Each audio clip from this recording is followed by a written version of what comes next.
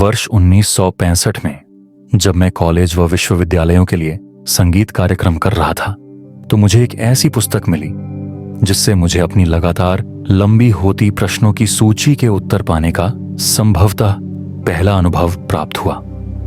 यह पुस्तक मोंटेना के एक छोटे से मोटेल की लॉबी में कॉफी टेबल पर रखी थी और जब मैंने उसे अपने हाथ में लेकर उसका शीर्षक पढ़ा तो मेरे भीतर अंतर्विरोध फन फैलाने लगा। उसके कवर पर लिखा था, थिंक एंड ग्रो रिच, लेखक नेपोलियन हिल। मुझे यह शीर्षक बहुत घृणित लगा। मेरे मन में भी अन्य बहुत से लोगों की भांति अपने पास कम वस्तुएं होने का दोषारोपण अमीरों पर करने के चलते उनकी नकारात्मक छवि बनी हुई थी। लेकिन उस पुस्तक में कुछ खास बात अवश्य थी। उसके लगभग 12 पृष्ठ पढ़ने के बाद रोमांच से मेरे शरीर के रोंगटे खड़े हो गए और मेरी रीढ़ की हड्डी में उत्तेजना का पारा भी चढ़ने उतरने लगा। हम सभी जानते हैं कि इस तरह की शारीरिक आंतरिक सनसनी इस बात का प्रमाण है कि आप कुछ बहुत महत्वपूर्ण करने के मार्ग पर अग्रसर हैं। इस पुस्तक ने मुझ में यह ज्ञान प्रबुद्ध किया कि मेरे विचार बहुत महत्वपूर्ण हैं और मुझे जीवन में जो भी अनुभव मिलते हैं वे मेरे ही विचारों का प्रतिबिंब होते हैं। वह पुस्तक बहुत सम्मोहक व मनोरंजक थी और इससे मुझे इसमें बताए सुझावों के अनुपालन की प्रेरणा मिली और मैंने यही किया। उसमें बताई गई शिक्षाओं के अनुपालन से मुझे बहुत लाभ हुआ। थोड़े ही समय में मैंने अपना अंतरराष्ट्रीय बिजनेस खड़ा कर लिया जिससे मुझे हजारों व्यक्तियों के जीवन को सार्थक तरीके से सुधारने का अवसर मिला। बल्कि मैंने जो कुछ भी सीखा था उसे अन्य लोगों को सिखाना भी आरंभ कर दिया। नेपोलियन हिल की उस जीवन परिवर्तित करने वाली पुस्तक से मेरे लाभान्वित होने के बाद भी मुझसे पढ़ने वाले बहुत से लोगों के जीवन में वैसा नाटकीय सुधार नहीं हो सका जैसा मेरे साथ हुआ था। इसलिए और अधिक सटीक उत्तर पाने की मेरी खोज अब भी जारी थी। अपने प्रश्नों के सार्थक उत्तर प्राप्त करने की मेरी निरंतर चल रही तलाश अब भी जारी थी। अन्य लोगों को उनका लक्ष्य प्राप्त करने में मेरी अधिक प्रभावकारी सहायता देने की इच्छा लगातार बलवती होती जा रही थी। उन दिनों एस्थर के साथ फीनिक्स, एरिज़ोना में अपनी नई जिंदगी शुरू करने में व्यस्त होने के चलते मैं इन्हें बिल्कुल भूल गया था। कई वर्षों तक एक दूसरे को जानने के बाद वर्ष 1980 में हमारा विवाह हो गया। हम दोनों बिल्कुल एक जैसे थे। हर दिन हमारे लिए नए आनंद का अनुभव लाता जिसमें हम अपना नया शहर घूमते, अपने नए घर का निर्माण करते और अपना यह नया जीवन एक दूसरे के साथ बिताते।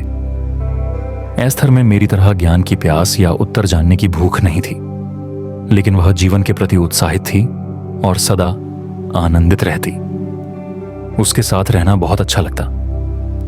एक दिन किसी लाइब्रेरी में वक्त गुजारते समय मुझे जेन रॉबर्ट्स द्वारा लिखित पुस्तक सेट स्पीक्स दिखी।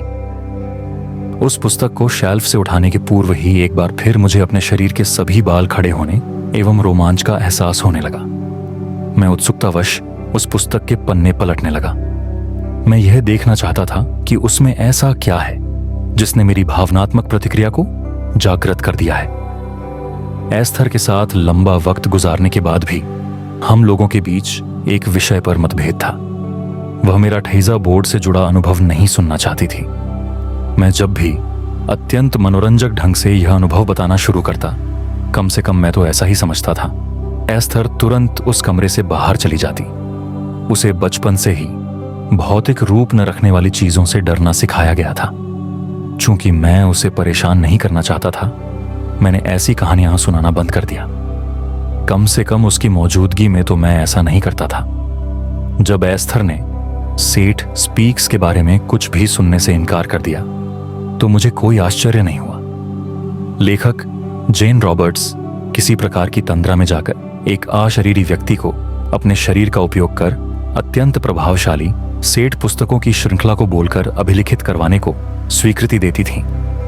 मुझे वह पुस्तक बहुत उत्तेजक व आकर्षक लगी। मैं उसमें अपनी लंबी सूची में शामिल प्रश्नों के उत्तर खोजने लगा, लेकिन एस्थर को उस पुस्तक से डर लगता था। जिस तरह यह पुस्तक लिखी गई थी वह सुनकर तो उसके रोंगटे खड़े हो गए। पुस्तक के पिछले कवर पर तंद्रालीन जेन की सेठ से बातचीत करती मुद्रा की तस्वीर देखकर उसकी घिघी बंध गई। एस्थर ने मुझसे कहा, तुम चाहो तो यह पुस्तक पढ़ सकते हो, लेकिन कृपया इसे हमारे बेडरूम में मत लाना। मैं हमेशा फल देखकर ही पेड़ का आकलन करता हूं। मैं अपना हर निर्णय उस विषय से जुड़ी अपनी अनुभूति के आधार पर ही लेता हूं, और यह सेठ सामग्री मुझे बहुत कुछ अपने मनोनुकूल लगी। मुझे इस बात से कोई अंतर नहीं पड़ता था कि वह ज्ञान कहां से या कैसे प्राप्त हुआ है। सारांश यह कि मुझे लगता था कि इसमें मुझे कुछ ऐसा मिल सकेगा जिसे मैं अन्य लोगों को उनके उपयोग हेतु बता सकूं। मैं इसे लेकर बहुत उत्साहित था। मुझे लगता है कि यह जेरी की समझदारी व उदारता ही थी कि उन्होंने सेठ की पुस्तकों पर मेरी बात मान ली। मुझे वास्तव में उस पुस्तक के प्रति विरुचि थी। किसी व्यक्ति का किसी अशरीरी आत्मा से संपर्क बनाने का विचार ही मेरे लिए अत्यधिक कष्टप्रद था। जेरी मुझे परेशान नहीं करना चाहते थे, इसलिए वह रोज सुबह मुझसे पहले उठ जाते और उन पुस्तकों को पढ़ लेते। जब कभी उन्हें किसी पुस्तक में कुछ मनोरंजक लगता तो वह बहुत सफाई से उसे हमारी बातचीत में शामिल कर लेते, और थोड़े प्रतिरोध के बाद मैं भी उन महत्वपूर्ण विचारों को सुन लेती। धीरे धीरे जेरी मुझे उस पुस्तक में दिए विचारों से एक एक कर परिचित करवाने लगे। यह तब तक जारी रहा जब तक मुझ में उस शानदार काम के प्रति वास्तविक ललक नहीं जागृत हो गई। उसके बाद तो यह हमारी दिनचर्या में शामिल हो गया। हम दोनों एक साथ बैठते और जेरी मुझे सेठ की पुस्तकों में से कोई अंश पढ़कर सुनाते। मेरे भय के पीछे कोई निजी नकारात्मक अनुभव नहीं था। ये बस इधर उधर से सुनी बातों पर आधारित था, संभवतः उन लोगों से सुनी बातें जिन्होंने इन्हें किसी और से सुना था। आज जब मैं उस समय पर विचार करती हूं तो मुझे वह भय बहुत बचकाना लगता है। मेरे दृष्टिकोण में हमेशा तभी बदलाव होता है जब तक मैं स्वयं उसे अनुभव कर लूं, और यह मुझे अच्छा लग रहा था। समय बीतने के साथ ही जब मेरा सेठ से जानकारी लेने की जेन की प्रक्रिया संबंधी भय कम हो गया, तब मैं भी उन शानदार पुस्तकों की बड़ी प्रशंसक बन गई। बल्कि हम इससे इतने सुखपूर्वक जुड़ गए कि हम न्यूयॉर्क जाकर जेन व उनके पति रॉबर्ट और सेठ से मिलने का कार्यक्रम बनाने लगे।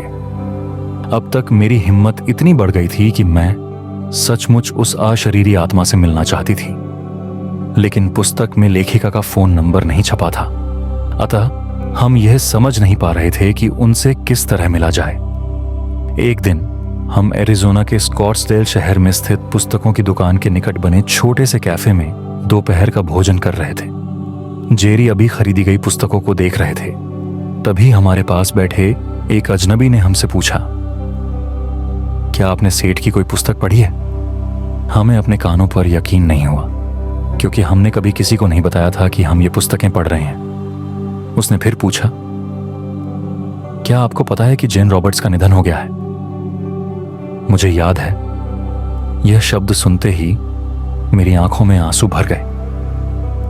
मुझे ऐसा लगा जैसे किसी ने मुझे यह कह दिया हो कि मेरी बहन का निधन हो गया है, और मुझे यह पता भी नहीं।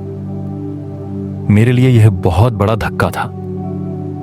हम यह सोचकर बहुत निराश हो गए कि अब हम जेन रॉब या सेठ से कभी नहीं मिल सकेंगे।